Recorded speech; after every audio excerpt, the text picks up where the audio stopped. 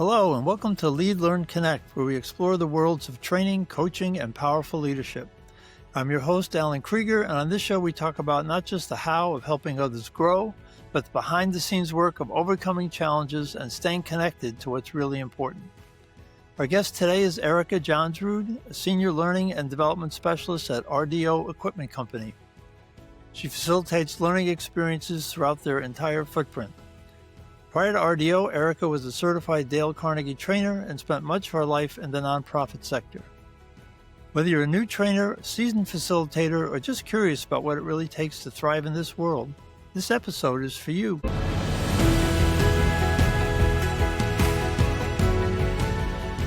Welcome, Erica. Hi, Alan. How are you? I'm good. Happy to have you. Thank you for joining us. Thanks for having me. Yeah, we've been talking about a couple of kind of challenges and issues that come up in training, and something you raised I thought was really interesting is that as trainers, especially once we've done it for a while, we really know the material and it's just so obvious to us.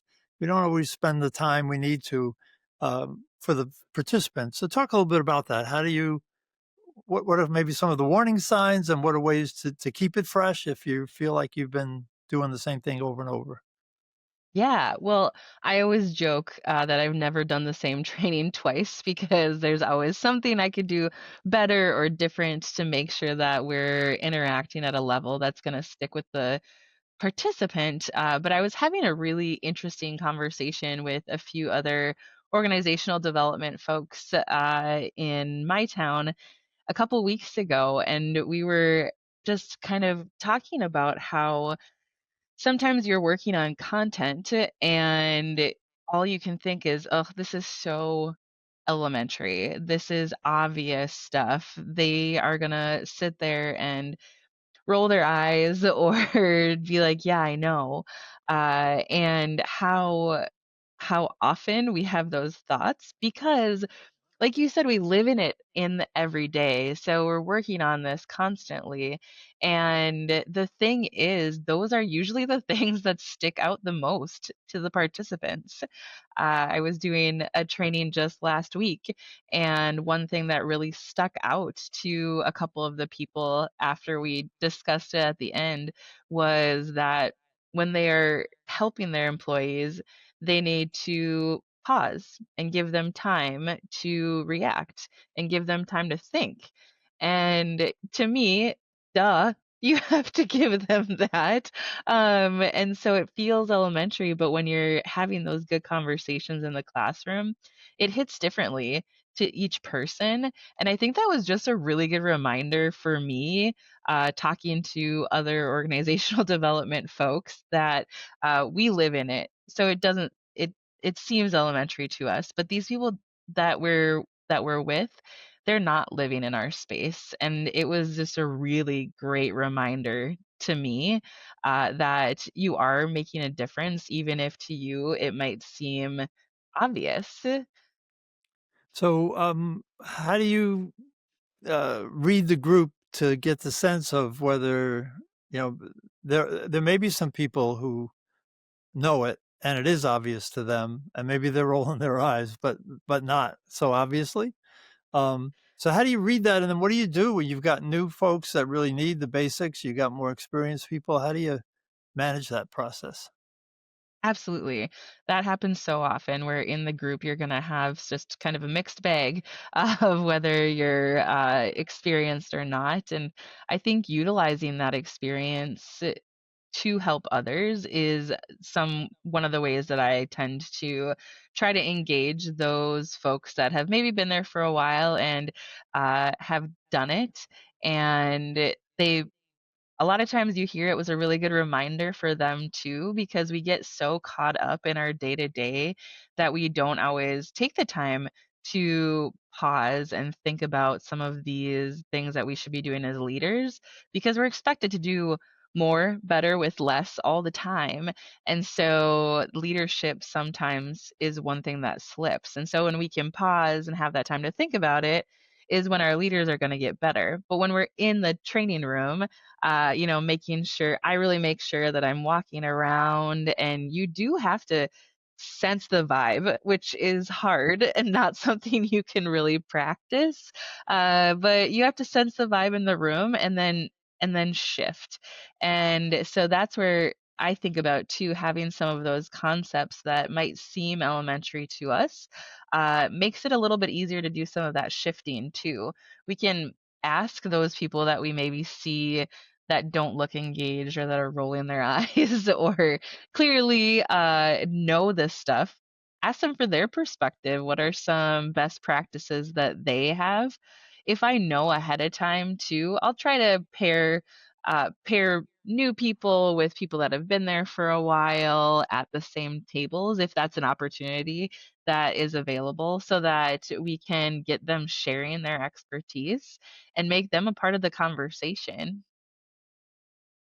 Okay, so you're getting people who have the answers to share their answers would bring them in a little bit, and reading the body language as you're walking around and picking up the vibe, as you said, is that takes that's I think that's the art of training. It takes a while to be comfortable enough in the room, and then be able to not just and with the material. So we're not just focusing on how do I present it, but how is it being received? What's the feedback or response of folks? Yeah, and a lot of times too, when you can get those folks in the room that maybe do have the experience and are thinking, "Yeah, I know, this is pretty elementary stuff." If you can get them sharing some of their best practices, I think when the newer folks are hearing it from more than just you as a facilitator, it really helps to kind of hone in and kind of just really double down on what it is that you're talking about. Yeah, here's a theory I can tell you, but this person has used it, and I'm going to put them on the spot, have them share their experiences to show that it works. And it works in this organization in particular because this person right here has been doing it and they've done it and it's successful. Yeah, no, that's a great point. That having the context and of someone who's done it makes it much more relatable, justifiable, and people are more likely to own it. Something else you said a Yeah. few times is that we have to pause and let people digest it and think it through. We talked earlier about the team communication styles, and one of the challenges I have as a presenter is that we have all the different styles in the room. And while the A style, the analyze style, really wants to take that time to think about it, and the M style, also a more deliberative, likes to talk about it, engage with people. The T style in particular wants to just keep on rolling through. So how do you balance that when you see again people who are anxious to move forward, want to move on, they've heard enough, they got it, and people who are asking questions and want to go really deep into it? How do you make those two things balance? Yeah, it's not easy, right? It's, I think, you know, the biggest thing is offering different ways to digest. So if you're talking about something and you want to go into breakout groups, maybe before you go into breakout groups, give them a minute or two. It doesn't have to be long to just jot down some thoughts so that you are getting those folks that really need to think about things before they talk about them and some time to truly digest and have that moment. And then when you are bringing it into a smaller group, again, it doesn't have to be a long period of time that you're giving them to discuss it at a table or in pairs or triads. It doesn't have to be a long time, but you're giving them that opportunity to talk and maybe even pointing out, you know, those folks that are maybe really understanding this. If you can even point them out and make them kind of the leader of the group, it gives them a job and it gives them the opportunity to lead, and so that they have to start. Like, "You're gonna be the first one here," and I think that really touches on a few different areas where you're able to get everybody involved. Yeah, no, that's a great point. And I like that about breakout groups to have. If you see a real knowledgeable person or a person who's feeling antsy, put them in charge and let them kind of carry the conversation. It's a great way to make use of that and solve a problem of this lack of balance. And I think, yeah, a minute before going into a breakout group is another. People can wait a minute, even if they don't need the minute, they can wait a minute. But the people that need that deliberative thought can have the time to do that. Great. Very Yeah. good. I've found too sometimes even when you're giving that minute and you have those folks that are going to write it down because that's how they work and that's how their brain thinks and works best for them. And maybe somebody else at the table does not, but they see somebody else writing and so they're like, "Oh, I'm supposed to be writing. I better be doing something." and and so you kind of use those peers to encourage each other too. Yep. Yeah. Good way. You use different people in different ways to kind of keep the program moving forward. So good. So we've talked quite a bit about ways to engage participants. I think that's one of the biggest challenges trainers face. Any other tips? We've talked about breakout groups, talked about using people's expertise, giving people chance to write so they can reflect and speak. Any other kind of go-to strategies you've got? I think the biggest thing that has been huge for me is not being afraid of silence. Asking when you have a group question and you put it out there, waiting for an answer. I had a group that I was working with, it was a smaller group, and they just hadn't been through that many trainings before, and the ones that they had were not super interactive or were more of a talking at you instead of with you, which is what I like to do as a facilitator is more, and having you be a part of that conversation. So I asked a question and I waited for almost 4 minutes, and I stood there in silence, and it was uncomfortable for everybody involved. Um, but then I got an answer, and that really set the stage. And so I think making sure that you're doing that early on so that they know that they are expected to be a part of this. I'm not here to talk at you. I want this to be a conversation, and we're going to talk about this together because as adults, adult learners need to be critically thinking about this so that when they leave your training, they actually put it into action. Wow, yeah, I think it's always good to wait, but 4 minutes, I don't know that I could have done that. But what did you do body language-wise or something in that 4 minutes? How did you Yeah.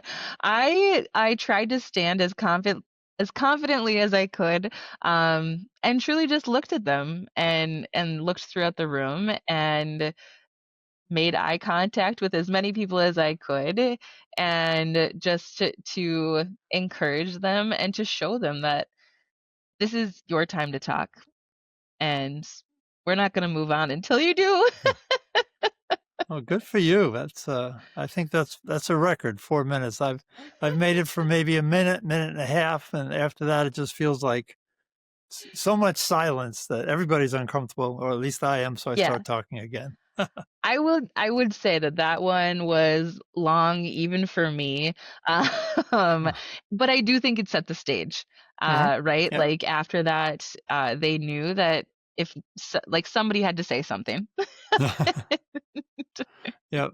Yeah, again, that's where And the styles come into play is that the A's and the M's can sit there forever, but the E's and the T's they need to move it along, so that one of them will pop yeah. up and say One of something them will for you. do it, Yep. absolutely, and then, you can kinda laugh about it then too. I don't like to take myself too seriously when I'm in front of a training room, and so, laughing about it later, we were calling it the great, silent standoff, and Yeah. Yeah, I guess that's a danger. You don't want it to feel like, "Okay, folks," it's gotta be you've got a friendly expression on your face. I imagine you kinda kept that cheerfulness yeah, rather than a confrontation, but yeah, it could feel that yeah. way. Other challenges that you've faced as a trainer or things you've seen other trainers face that, make it more difficult? I think I it honestly, I think for me, my biggest challenge is probably myself. I take a lot of time to make sure that I'm prepared and ready, but I'll always get nervous, no matter how many times I do it. And I think the more I talk about that, the easier it gets actually. Saying like, "Yeah, I'm nervous." I was in a training a couple months ago where I mentioned that to a gentleman who I had done a training program with, and he was like, "What? You?" And I was like, yeah, I'm nervous. And I don't think that's a bad thing. I think being nervous just means that you care because you want to make sure that the people that are there are getting out of it what you hoped that they got out of it, or something that they can take back to put into practice right away. We don't want these to come, listen, get excited, and then not do anything about it. It's really important to me that they're taking something back and putting it into practice. And when they can't make uh, that like leap, I guess you would say, in their brain, then I didn't do a good job. And I put a lot of pressure on myself to do that, and like I said, I don't think that's a bad thing. It helps me to prepare and do a good job. But that's probably the biggest barrier that I see. Of course, you're going to always have people in the room that are going to be detractors. You're always going to have somebody who maybe isn't paying attention, and I can deal with that. But I think the biggest thing for me is me. Well, I've had other people say that if they're not nervous, there's something's wrong, and so there's I think range of nervous, paralyzed is not a good thing, Yeah, but yes. even that, the first public speaking I did, I was talking to a room of a few hundred people and just talking about what I was my project. It wasn't difficult content, and I was prepared. I had a talk, and I got up in front of the room and I started talking, and then I finished. I had no recollection of what I said, and I asked one of my colleagues, I said, "How did I do?" He said, "Oh, you were great." I said, "I was totally terrified." Nobody knew that. I said, "Well, what did I say?" I don't remember. I went into well prepared, had my material, Yeah, but yeah, so that level of paralysis is not really helpful. There's no way I could no. read the room, no way I could engage with anybody. Luckily, it was just a talk to a large room. It wasn't Yeah, any kind of facilitation. But yeah, so over the years, I've moved from terrified to slightly nervous. But yeah, I've been doing it for 30 years, and it's like, oh, I've got to produce today. I've got to perform today, and I think it does give us some of the energy we need to deliver with some enthusiasm. So I yeah. think a little I nervous think is a good it's thing. yeah, and I think it's nice, with somebody that's maybe coming into the learning and development space or new to it, to know that that's normal, Yeah, is huge. I think, one of the first trainings I did, uh, in my current role, I was talking to my boss, and she was telling me that she still gets nervous. And so I think just talking about it and knowing that that's normal has helped me a lot, to use that as a good thing instead of a paralysis. Use it to kind of make it better. And I think the thing is, a lot of times with those of us that are in learning and development, organizational development, we appear very confident, because we yeah. have that ability to speak in front of people. And so it doesn't always look like you said, nobody even knew that you were terrified up there. Um, we can sometimes make it look easy, and that's not maybe what we're feeling underneath. Yeah, I think that's also a great comment for new folks in the field is to have somebody observe you when you're delivering it and ask them how nervous did I look, and then tell them how nervous you were, and get reassurance that, yeah, you didn't look that nervous. Yeah, yeah, you stuttered once or twice, or you looked a little shaky at one point, but yeah, you carried the day, and yeah, we can do that.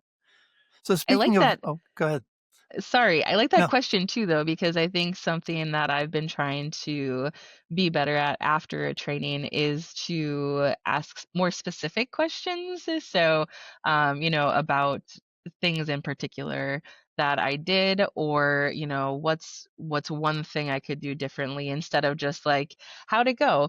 And so I feel like that's a really good question to ask. Like mhm, how did I look? Did I look yeah. nervous? And would spark a good conversation there. Okay. Yeah, and, so you talked a little about your colleagues that even you were nervous. I know you didn't start in the L&D field. Almost everybody I've spoken with so far has started somewhere else, and we got here. So just share just a couple of minutes, your journey, how you got from here to there, and what that's been like. Sure. Yeah, I spent a large majority of my career so far in the nonprofit world doing development for the Ronald McDonald House Charities in Fargo, and I was looking for a way to continue to give back to people and make a difference, but was looking for a new opportunity for growth for myself, and so that's where I landed at Dale Carnegie with no intent to become a trainer. My focus when I first started was really with community engagement, and so still having that connection to the community, getting to give back in a whole different way than I was in the nonprofit world.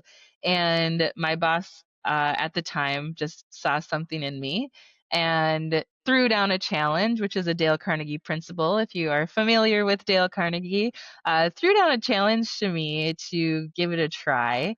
And I did a smaller project, and she helped me prepare for it. Um, and said to give me a call afterwards and let me know how it went. And when I called her, she said, "How do you feel?" And I just felt energized. I was just you could see in the room people kind of having these aha moments and things that had helped them. I knew would help them moving forward. And so I started to go down the path to become a Dale Carnegie trainer, which is a pretty extensive path. And I'm so grateful that I did. I learned so much about what it means to be a good facilitator and how we can use moments to really engage the whole room. And from there, I was, kind of, I like to say my opportunities have all come from somebody else seeing something in me. Mhm. And so there was this opportunity that was at RDO, the company I'm at right now. And I didn't think that I would qualify for it. And my current boss, who was the hiring manager, had seen me facilitate, and so had reached out, and we had a conversation. And the things that were holding me back, she said, "I'm not concerned about that at all." So Mm. decided to give it a try and have really stepped into it and learned a lot along the way. But truly, I feel so grateful because the opportunities that I have had throughout my whole career have been somebody else that has seen something in me and encouraged me to step outside my comfort zone and give it a try. And really, I really like stepping up to the plate, especially when somebody else is putting down a challenge for me. And I think that's really what we do as facilitators too in the room. You are seeing things in these people that maybe they don't see in themselves about how great of a leader they can be and challenging them to try new things, to know that it's going to feel awkward and uncomfortable, but it's going to work and that they can do it. So, yeah, that's kind of Yeah. how I got here. No, it's a great story, and again, what you said at the end is, you were challenged, with things, and told people said that it's learning and it's gonna be uncomfortable, but you can do it. I think it's a great message. And as trainers, that really should be part of what we do. That change is hard, change is awkward, but you can do it, and you'll be better for it, and your team will be better for it. And yeah, that's a great theme for a presentation. Yeah, I always tell them to, it's gonna be weird, and so you have to just keep doing it until it's not, and if you need to blame me for that, go ahead. Tell them Erica said I have to try this, so I'm giving it a try. Yep. Yeah, I've used that technique too. Hey, you always say the trainer made me do it, so Yeah, yeah, try blame something me. new. All right. Well, thank you, Erica. That's it for today's episode. We're out of time, but it's been a great conversation. Well, It's it thanks for for today's having ep me. Yeah, no, it's been fun. It's been a pleasure, and, I love your energy and, yeah, everything you've brought, so thank you. Thank you. So a huge thank you to Erica Johnsrud for sharing her experience and knowledge. If you found this helpful, please be sure to subscribe, share it with a colleague, and leave a review. You can find out more about Erica and her work in the show notes. And if you're ready to strengthen how you teach or coach communication, click the link to our website to learn more about the team model of communication and follow us on LinkedIn. Until next time, keep learning with intention, keep leading, and keep connecting. Thanks for listening.